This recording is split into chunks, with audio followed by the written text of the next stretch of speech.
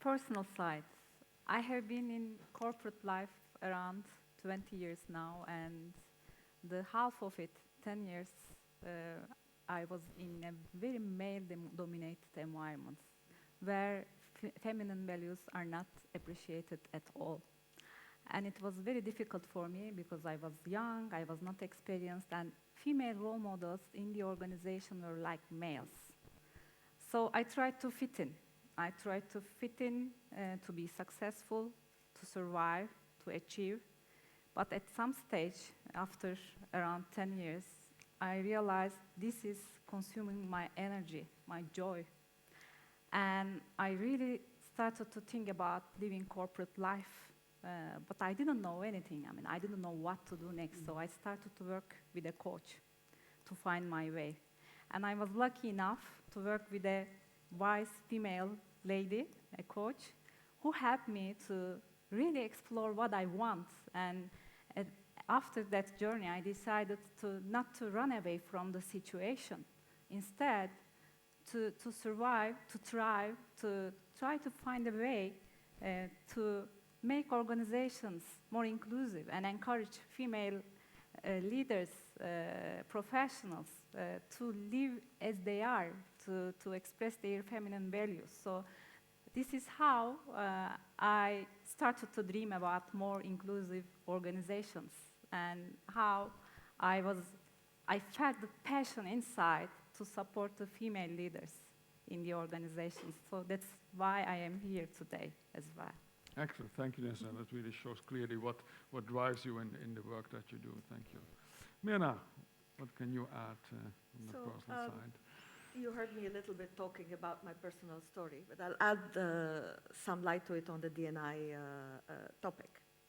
So when I was furthering my career, there were all these women resource groups and women career development programs and all of that kind of stuff. And I refused to be part of it. I just thought, no, I don't want any special treatment. I want to earn on my own merit and get the job like the man gets the job. I don't want any special allowance for it. And I was pretty vocal about that. One of my mentors, who was a leader at Shell, came to me and said, you know, Mirna, maybe you don't need it, but others need to see that, and you need to show them why and how and what they can do. And you have a responsibility to do this. And that changed the way I look at this. It changed, and I figured out also that I needed to, right? Once you start talking and once you start cooperating, you figure out that you need it too. But I figured out that the responsibility I have in this is quite large, and whatever I was doing, whichever job I was doing, I needed to spend time on the topic. Thank you, Mirna. That shows very well how this change has happened throughout your career and these insights. Thank you. Yeah. Millie, what can you add from your perspective? Yes, I mean, similar for me, all our stories go back to childhood, right?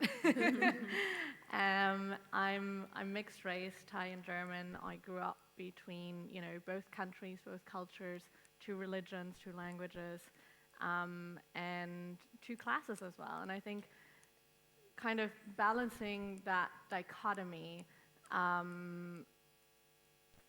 inserted a quest for justice in me very early on. Not knowing what it actually was. I wasn't born literate, right? I didn't know what these experiences are that I was having around racism, sexism, ableism as well, classism, etc. But I learned that on the way. And then seeing at one point, this is not my personal experience. This is not just about lived experience. This is about systems. And I think that's when I saw I can invest myself into that as a career and contribute to that. That's how I landed and stumbled almost, I want to say, a little bit into the corporate D&I room, but really found my purpose there in saying we can change that together. Thank you, Mirna. Yeah, diversity something is also hidden in ourselves, so to speak, and that comes out. Thank you. Tacko. Thank you. As you know, I work on food and agriculture, and in 2001, it was in the early days of my career. I visited Niger, I visited a village, and I was shocked because, I saw a young lady, 17 years old, with a baby, carrying a baby and water, and she's pregnant. And the literacy rate for women for girls was very low. So I asked what is it? There is a school. Why is it that girls don't go there? And parents were scared that there were no separate toilets in the schools, and so it was an issue for them to send the girls. You would see that a lot of delivery happened at home, and yet there was a health center. I'm like, so what is it? Why people don't go to the health center? And they said there's no female staff, and they don't want their wives to be examined by a male healthcare giver. And I'm like, so if you don't send the girls to school, so how are you going to have the female staff? We were doing a survey, and I never realized it was so difficult in that context for a woman to respond to a simple question as, what does well-being mean for you? It was funny because when we gave questions about what do you do, time use, how do you use your time, the drudgery, the facts, that people answered straight away. But when I say, okay, what is well-being to you? Silence. And that just, that was striking to me. And I think it also shaped my professional experience.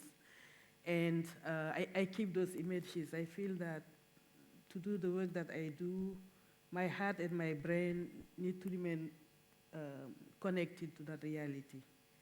So I will stop there. Thank you. Thank you, Tacko. And you showed that diversity and inclusion is complex, and it is important to look at a variety of causes to overcome the challenges. It's a nice bridge to the next thing, which is the heart of the matter, why we're here, innovative approaches to diversity and inclusion. And Tacko, why don't you tell us what's happening at the FAO and what you do there? Yes, so at FAO, one of my main advocacy, because we work on food, security, nutrition, rural poverty eradication, and I always think it's important that people feel that gender equality, diversity is important, because if they feel that, then they might do something about it. Even if they don't have the capacity, they might hire people to do the job. So I start with advocacy, just showing that there's no gender here and nutrition here. It's part of the same thing. Because if you want to address nutrition, you have to empower women. It's your smartest shortcut to get there because of the important role of women in food production, in household cooking decisions or purchase, food purchase, and other areas. There is also a lot of data about how women's nutrition is important for the brain formation of the child during the first 1,000 days of conception. And there's also a lot that shows that healthy and well-nourished and well-educated women, they are more productive, they have healthier children who perform better at school. So we have all of that in terms of evidence, and building on that business case. We have instruments. We have a gender policy that shapes all of our work. It's our guiding framework. We also have an incentive and a reward system. So every year the organization recognizes 200 individuals, 100 youth, and another 100 who are young at heart. I think we have many people who are young at heart in this room. Uh, so one of the one of the criteria is on diversity, inclusion, and gender equality in the workplace. So we have that system. We also have a very comprehensive gender architecture, comprising a network of over 200 gender focal points in all our country and divisions here at headquarters. We have a technical network on gender. We have also the performance management system for staff, where there are some gender results that are inbuilt, and some of those are around gender parity. You know, your hiring process, are you considering women? There are things around sexual harassment, exploitation, and abuse. There are things about your obligation to plan gender-related results and allocate budgets to deliver on that. So we have mandatory trainings. We also have other online and face-to-face capacity development opportunities. I'll stop there at the moment. Okay. Thank you, Tacko. Before go to the next case, just as a question, you've been working for many years in different organizations, particularly United Nations organizations, on matter of gender. And you've seen things that work and don't work. So, at the moment or looking forward, what do you see as innovative in the sense of what is the next step to be more effective in having a gender and inclusive organization? Yeah, what I understand is that it is not that simple. You see what I shared about Niger shows that we also work around social norms, the cultures, the belief systems. There are communities where women are deprived of nutrient-dense food, where they say, okay, as a woman, you cannot eat chicken. You know, so we have to be gender transformative in terms of addressing the gender relations, the intra-household power sharing, decision-making processes, women's time burden, because most of the work is done by women. It's like you have several days in a woman's day.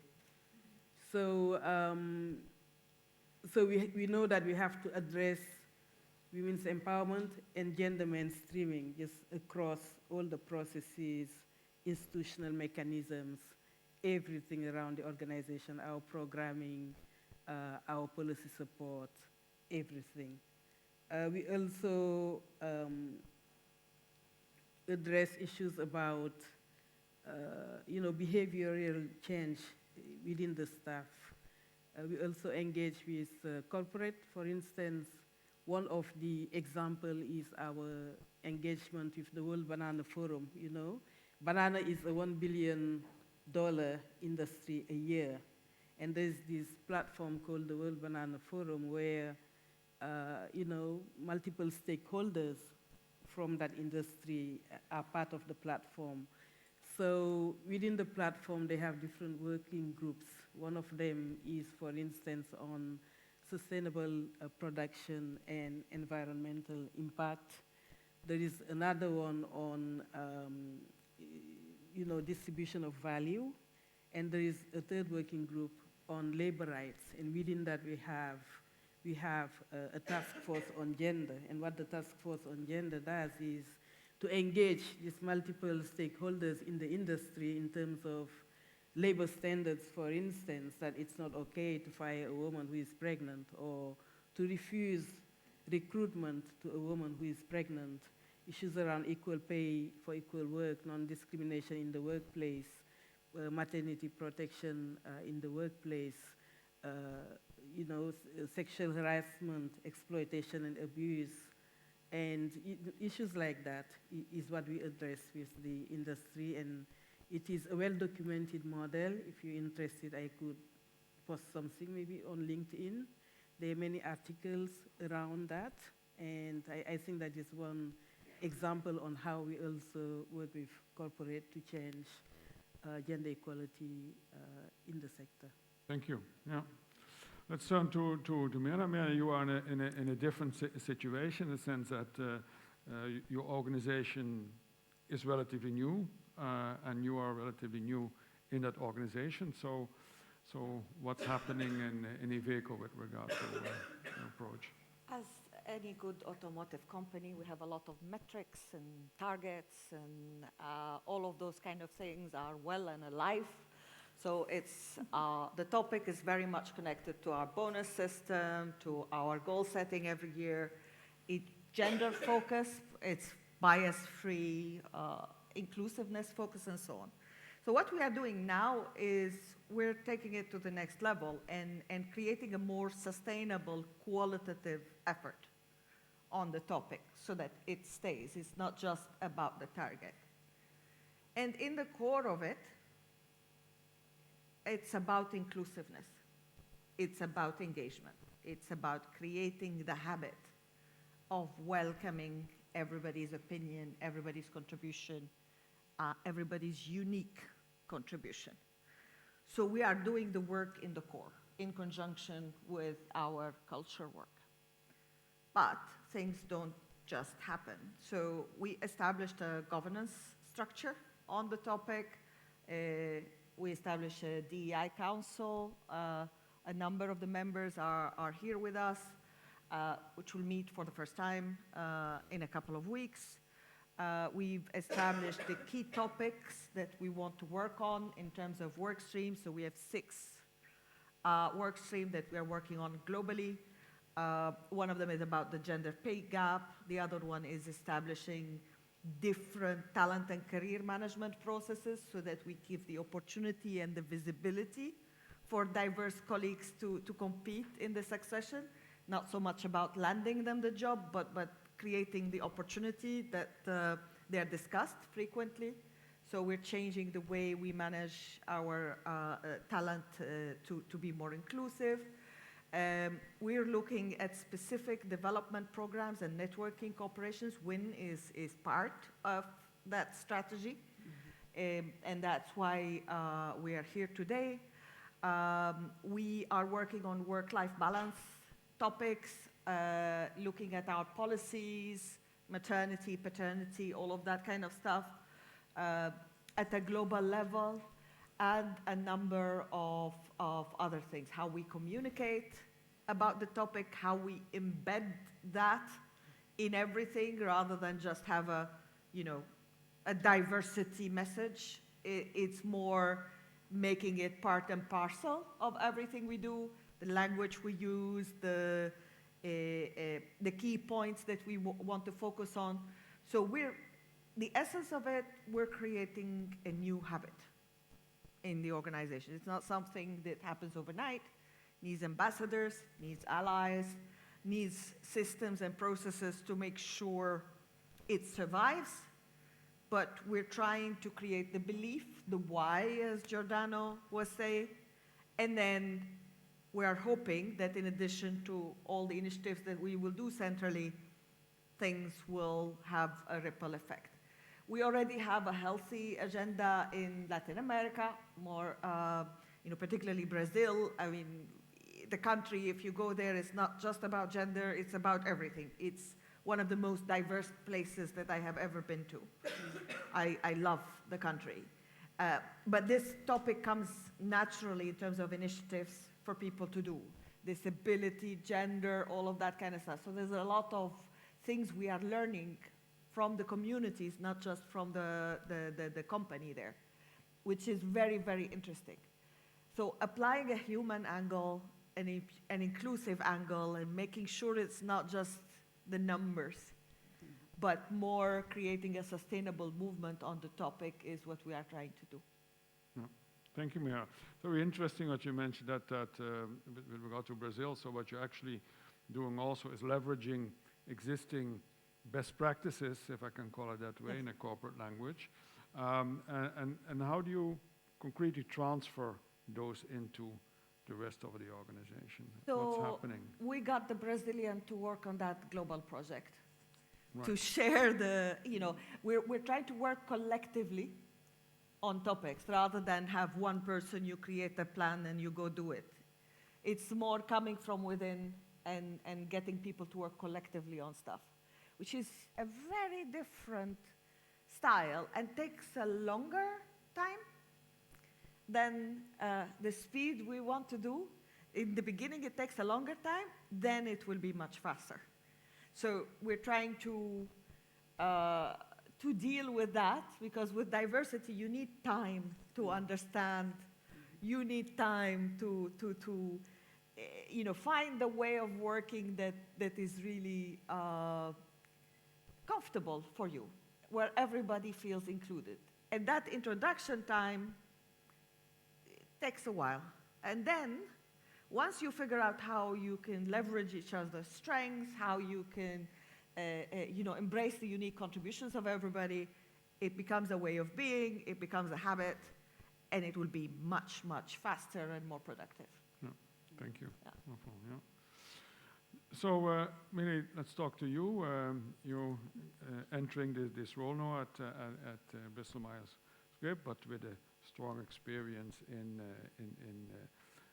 diversity and inclusion. So, what are your plans for Bristol Myers Squibb? Thank you for drawing the attention back on that, because I'm indeed I took up the role as the executive director at BMS now. But I like to say right now I'm an ED in training, right? And they put me here on this panel, and I'm like, oh, I'm new, so I can't actually feed as many examples yet. But what I can say is what my vision is, my strategy, and why BMS was an employer of choice for me in that way. And I like what you were saying, it's so much more than the numbers, because I kind of sometimes feel in our field of D&I, we've got a little bit lost on that tick boxing exercise of have we got the numbers right. And don't get me wrong, you got to measure, super important for accountability and actually knowing what's going on. But it's more than that kind of compliance-based approach. And so I like to, when you come into an organization like I do now, or for all of us in the room, to actually start with the question, what is your vision? And what I mean by that is we are often looking at the problem too much. Even if I think of your introduction, Paul, we're like, okay, this is the problem, we're going to fix it. Right? Women are not entering the workforce here, or the promotion, etc.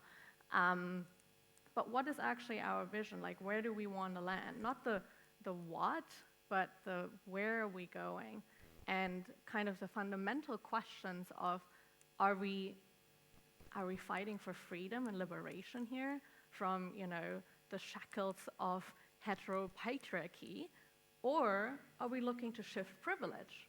And if you haven't discussed questions like this, that's when you get into difficult debates around feminism versus transgender rights, for example, etc. So that's why I'm saying that's the starting point for me.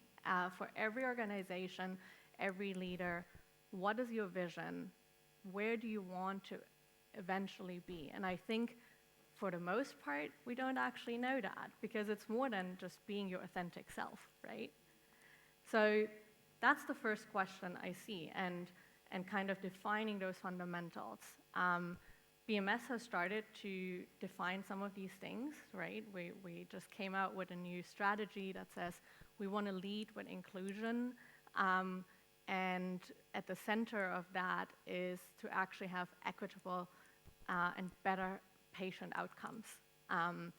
And to say we want to use the power and the promise of science for all. And so when you start to have conversations like this, and you pick up the values that exist in an organization, then people start to align their work with these values that we share, that we say we share. And so you don't have allyship with underrepresented groups as individuals, which I find sometimes dangerous. And you rather have actually allyship with an alignment with the values of your own and of your organization. And so that's when you can act accordingly, because you don't need to be, you don't need to have a sister or a mother or a wife or a daughter in order to be against sexism or misogyny. If you say those are the values that you share, then you can speak up on that, because you see the incivility of it in the moment it occurs because it's an incivility that you yourself and your organization are not willing to tolerate. So when you started to define these, then you can see as a next step, how do you bring that to life, right? And I think here there are, again, two kind of ways of looking at it. One is, have we actually started to eliminate harmful practices that exist, right? Do we have equitable pathways to work, talking about diverse candidate slates, et cetera, et cetera. Also, your figures, Paul, found them really interesting, but looking into, what does the data then tell us, right? Like a lot of times it's actually for women, if we want to bring it back to, gender, it's getting into that first leadership role. That's where career paths diverge for men and women. Men get 9% more into that first kind of management role, and then from there, it just continues to diverge. And men get 30% more internal promotions. So, you can look at these things, how have we actually eliminated all the harmful practices? But I think the other thing, and BMS is starting to look at this too, is are we actually also creating healing? And I think this is, talking about your point, that's the next level, I feel, right? We got to eliminate the harmful practices that exist. But if you only do that, you're solving for the symptoms and not the root causes. And so you end up in this whack-a-mole game where the next problem pops up, where there's a crisis or a new cycle, and you just, you get lost in the chaos. So what I mean by that is, are we just looking into, promoting enough women, or are we actually addressing the toxic masculinity that underpins it? Are we just looking to, eliminate racist behavior, or are we actually talking about, the xenophobic fear, the white supremacy, et cetera, that is underpinning it? And to give you one very concrete example that I like to give on what that actually looks like in practice is that Japan has one of the most generous paternal leave policies in the world. People always think it's Scandinavia, and yeah, Scandinavia is up there, but Japan is also. And very generous, fathers can take, leave of up to a year, et cetera, but only 12% of fathers take it. 12%. And that's when you see you've eliminated harmful practices, to stay with that word. You have the right policies in place by government and business, but you actually haven't created that healing that allows inclusion to come up. So that's the next step that we have to look at it well, and BMS is starting that, which is why I came in there. And how are we doing this now at BMS? And that leads me to my last point, is actually finding very actionable ways of how D&I can come to life. So right now, virtually every Fortune 500 company does diversity trainings. And the research actually shows it doesn't work, right? So it's interesting that we all keep on investing in that, but it actually doesn't lead to the outcomes that are needed. And actually, what the research says is it's three things. One is it leads to either defensiveness, so people being like, no, I'm not biased, I don't need this, and I can't get in there. Or it leads to futility, people being like, okay, I see the problem now, but it's so vast, I can't. Or it leads to uncertainty, being like, okay, I see this is happening, I want to be actionable, but I don't know how. And this is where I love the approach from BMS, which is to say, okay, we pick you up in that uncertainty, right? We've done awareness raising, but now we're going to walk that talk with you. And so my team, we are inclusion and diversity business partners. I think we all know HR business partners. That's what my team is now, I&D business partners to every business unit. So we go in there, They have the ownership, they have the accountability, they set their own goals, and we're there to help and say, okay, this is the broad global strategy, and we're now looking with you, what is an actionable plan for your business unit in commercialization, in research and development, in global drug development, etc. What does that look like for you? We're setting specific goals, and that then also allows you kind of the adaptability in different regions and geographies, right? So to see what does the regional relevance look like here, getting a little bit out of that, is this all a US problem? No, it's not. And we all know it's not, but you got to make it locally relevant and executable. Let me stop here. Thank you, Mirna. Oh, it's fascinating, given that BMS is a pharmaceutical company and therefore is into making people better, that you also apply that yourself when talking about healing. That's a very fascinating concept. Thank you for bringing that to the table. Yeah. So Neslihan, Pernod Ricard, strong brand, traditional company, originated in France. What's happening there and what you're doing there to bring this forward? So maybe I could start by giving you a bit context about our organization. We have 18,000 employees, and in my region we have 6,000 employees, more than 50 countries, and they have different maturity levels when it comes to D&I. So today I will try to give you a bit of the framework we created globally and regionally to help them to achieve their ambition on the D&I. So our journey started around 5 years ago as a key pillar of our business model, which we call valuing our people. And when it comes to feel valued, 70% of this feeling comes from leadership. So what you see and what you hear from your leader, this is what research shows. So we decided to start from the top with the leadership team, because we believe it is an impossible job if you don't involve the leaders in this initiative, in this ambition, and if they don't have the ownership of the journey. So that's why we started with the leadership team. We identified three key KPIs. One is gender balance. We had to focus. We are aware that the D&I is beyond gender balance, nationalities. It's a topic beyond all of this, but we had to focus, so we started with the gender.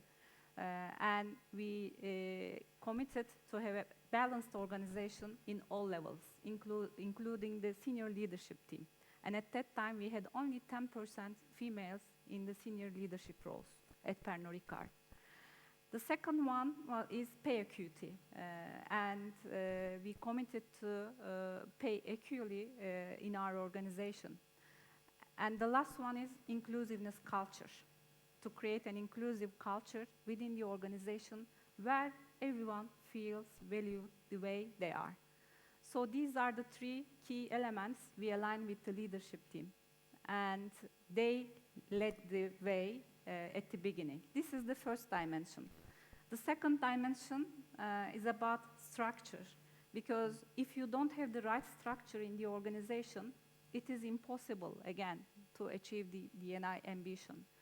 We started with the recruitment processes, and we aligned to have balanced shortlists in the recruitment processes. And if we don't have internal candidates, we consider also hiring external diverse profiles to the organization to feed the pipeline. And we also organized inclusive recruitment trainings for the people involving in recruitment processes.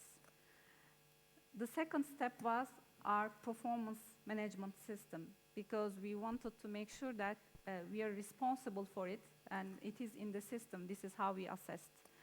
So we updated our leadership model, embedded inclusive leadership in the model, and 50% of our performance results comes from leadership now.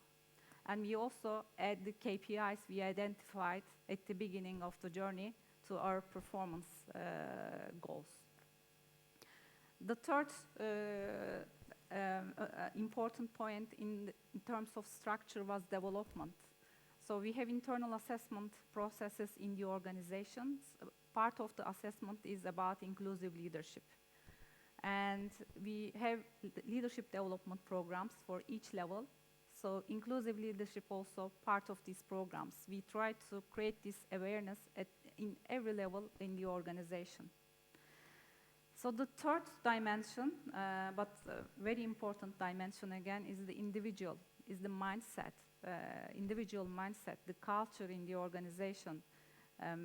As we all agreed, it is not numbers, and we talk about D&I. It's a very popular topic, but we have to humanize it. We should speak about inclusiveness. We should speak about our stories. So this is what we are focusing in the organization, to create the safe environment, trust environment, where people feel free to talk about their stories and to make them more visible in the organization. We have some awareness sessions. We have D&I council in the organization to be able to open space for these kind of discussions. So we are trying to build it in the organization, and this year we will be focusing on some different initiatives, like, we will encourage our employees to share their stories, inclusiveness stories, and the stories where they felt excluded, to create further awareness, because we are all biased, even though we don't accept it. I mean, if we ask someone or if we invite someone to awareness training, they may say, okay, I'm not biased, I don't need it. But we are all biased, so we want to make these stories visible to create further awareness in the organization. And we want to showcase also inclusive behaviors. So we are planning to launch an award program in the organization to be able to make these leaders more visible and to share these best practices. So this is where we are now. In the 5 years, we improved to 35% in executive leadership roles. We have 35% female now. Mm-hmm. We have a long way to go. We are not still balanced, but I think we are progressing in a very positive way. And we have achieved our gender pay equity ambition last year. So I am very hopeful about the future. We continue to build on what we have done so far, and I hope we will be a gender-balanced organization in executive levels, because we are in a good shape when it comes to overall organization in the near future. Thank you. Thank you, Neslihan. Just to perhaps dig into one detail a bit further, you mentioned inclusive recruitment.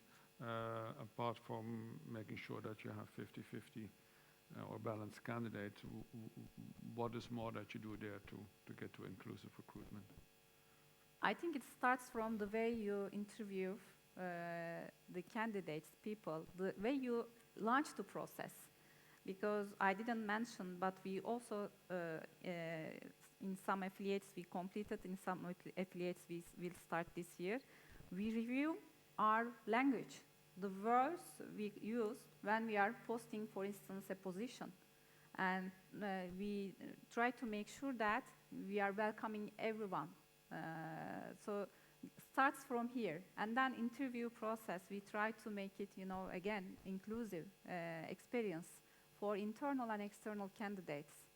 And we have KPIs at functional basis and affiliate basis, so we know where we are in different organizations within the region.